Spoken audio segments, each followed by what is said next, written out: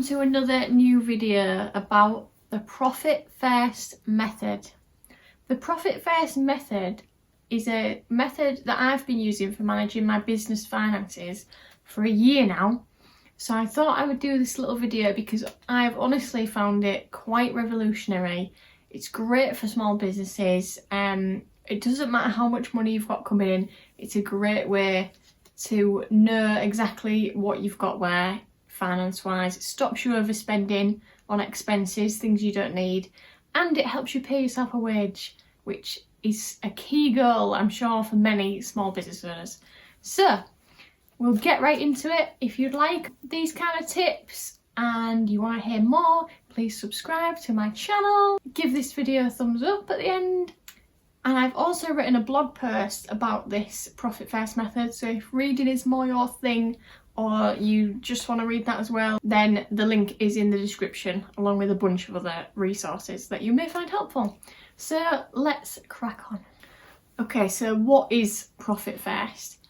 Profit first is a method quite self-explanatory where you put the profit first.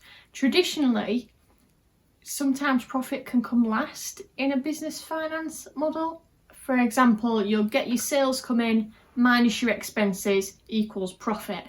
However, profit first method goes sales income minus the profit is what you've got left for your expenses, which may seem scary because you think, how do I know what my expenses are going to, how do I know if they're going to be covered? Trust, I've been doing it for a year. I've not gone bankrupt. I've not overspent. It honestly, if you do it properly, it will work out. And to be honest, this method is great because when you're putting the profit last, aka doing your income minus your expenses equals profit, whatever's left over, you're really putting your value last because obviously you need to be paying yourself. So if you haven't got that left, you've not accounted for it, you're really putting yourself last. And that is not what you should be doing as the owner of the business. You should be first. So this also shows us the key difference between revenue and profit. Revenue is what comes into the business in like sales, income, whatever. Profit is what's left after the expenses. So people can say, oh yeah, I've turned over like $1 million in revenue this year. It doesn't really mean anything because they might have had just short of $1 million in expenses and they've actually gone home with 10 grand that year. You know, profit, that's not. So it really highlights how important profit is, and it gets you thinking outside of just a revenue metric. Okay, so how to use profit first. Firstly, I strongly recommend that you get a business bank account if you haven't got one already, or even just a separate bank account. It's always best not to mix your personal and business finances. If you're a sole trader in the UK, you don't legally have to have a business bank account because the taxman views you and your business finances as the same thing. However, I personally got my own business bank account a couple of years ago and it was revolutionary. I can see clearly what's business money, what's my money, pay myself a wage from the business account into my personal account. It just made everything go so much more smoothly, and it made me realise I could afford to move in with Sean, my partner, and now I am sitting in this lovely office. Which is something I've mentioned before in my other video about managing finances in general, which you can go view now if you want to. So yeah, strongly recommend getting a business bank account. In that video I do talk about who I'm with, which is Monzo, and why I think they're good, run through some of their features, etc. So yes, in this video I'm going to recommend Monzo again because it's perfect for profit first because they have the ability to divide your money into pots. So I have a tax pot, a profit pot and a wages pot. So you don't have to use Monzo, but I would recommend any kind of bank account that uses some kind of pots feature that allows you to divide your money up. You could, if you wanted, although it's far more admin, use separate bank accounts, which may be useful actually because it might just remove the temptation to dip into your tax fund before it's time. If it's in a whole separate bank account, the temptation's not there. I don't know. If you do want to sign up to Monzo, link in the description, there is a £5 referral code from me. So if you sign up to Monzo, I get £5, you get £5. Isn't that nice? If you want. So yeah, the pots. For example, this is exactly how I do it. I get income coming. So in this example I've got here, actually, it's £204. 20% of that goes into my tax pot, 25% goes into my wages pot, and 5% goes into my profit pot. So that's a total of 50% of that income going into pots. That leaves, obviously, 50% for expenses. That should be more than enough, really.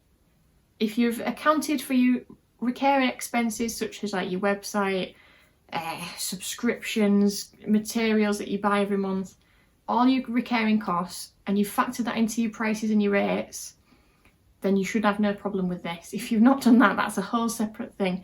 Please make sure you calculate your rates and your prices properly. I might do another video on that, we'll see.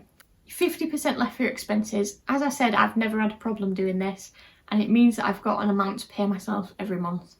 So the tax pot, I let that build up throughout the year. At the end of the tax year, I'll do my tax return, HMRC will be like, right, you owe this. And I'll be like, great, there it is in the bank. I don't have to worry about it. It's there. Plus, what I've been doing is, as it's been added up throughout the year, I look at the amount in the pot, times it by 5, so it's 100%, because it's 20%. Times it by 5, so it equals 100%. So I can see how much income I've made throughout the year. Does that make sense? I hope so. That's how I do it. The profit pot, I just let build up. If you ever need to buy a printer, like if my printer goes kaput, as they do, because their printer's the worst things ever in the world, then I've got funds there to buy one. Anything else creeps up on me, like that I wasn't expecting, emergency costs, whatever. If I wanted to go on a course, I can use my profit money. Or at the end of the year, I could just give myself a nice little bonus. And I could do that with my tax pot. If HMRC says, oh, you only owe this much, but I've saved more, I'll just give myself a bonus. Or I could transfer it into my profit pot. Whatever, totally flexible. Now, obviously, I pay out my wages pot. I just pay that at the end of every month, whatever's in it. I'll round it up to an even number. It's usually about the same each month. And I'll just pay that into my personal bank account. And then I know I've always got money coming in from the business. Perfect. Now, the benefits of profit first, as I've already kind of covered, you'll always be able to pay yourself because, like I said, I'm setting aside 25% of all my income. You'll always have profit in your business. Like I said, if you get some unexpected costs or you want to treat yourself, go on a course, like expand your own learning as a business owner, you've got the funds to do that. You're not just stuck. You actually don't spend beyond your means because you might think, oh, should I splash out on this fancy new packaging? And then you think, no, I've not got the money in my expenses for that this month, you know? So instead of splurging money where you might have done before and not being able to pay yourself, you know, don't get the extra things. And there's loads of examples of that. Or you might think, oh, I'm going to order 100 postcards. Oh, I could order 150. And then you think, no, not got the money in my account for 150. I only need 100. Let's be sensible. So it encourages me personally to just be more sensible with purchasing and stock levels, all that kind of stuff. As I have also said, it builds that emergency fund, which is ideal because you never know what you're going to get hit with. You know, tax-wise, it's good to have the money saved up. Side note about tax, you may want to save more than 20% of your income, especially if you're in your first year of being registered as a sole trader, because HMRC, when you first pay tax, they will expect you to pay the amount you owe and then half of your predicted amount for next year as well. So you might want to save like 30% in your first year. It's up to you guys, see how it goes, however you think is best. But yeah, foolproof method. So I hope you enjoyed this video. I hope it was informative. If it was, give me a thumbs up. Please subscribe for more. Like I said, I might do a video next about how to price properly and how to set your rates as a freelancer, self-employed person. Let me know if you think that would be helpful. Happy to do that. If you really enjoyed this video, you can always tip me / buy me a coffee. Link to do that is in the description. The blog post I mentioned is in the description, plus a book about Profit First for for e-commerce sellers. I'm going to drop that in the description. That's an affiliate link. If you purchase that book, I get a small percentage of the sale.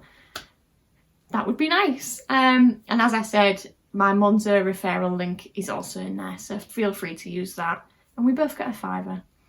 Thanks again for watching, everybody, and I'll see you with the next one. Bye.